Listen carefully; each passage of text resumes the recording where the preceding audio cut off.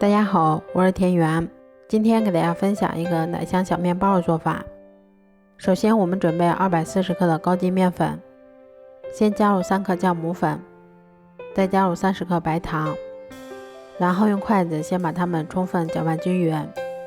搅匀后，我们先打入1颗60克的鸡蛋，然后再少量多次的加入大约110克的牛奶。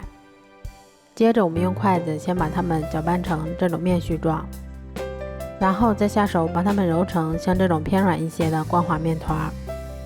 接着我们先加入30克室温软化的黄油，然后再把它移到面板上，像搓衣服一样继续给它揉搓10分钟左右，一直揉成像这种细腻光滑的面团就可以啦。揉好后再给它盖上保鲜膜，让它常温醒发的2倍大。像这样体积明显变大，我们的面团就已经醒发好啦。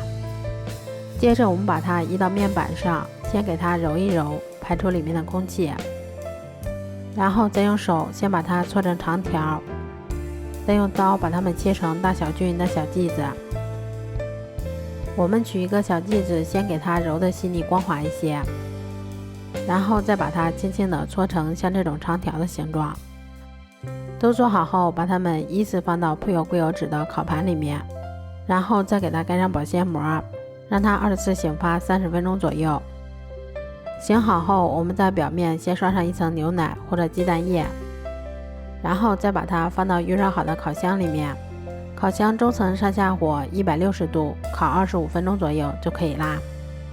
这样做出的奶香小面包吃起来非常的松软香甜，而且还有一股浓浓的牛奶的香味儿。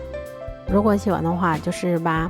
喜欢我的视频就关注我吧，谢谢您的支持。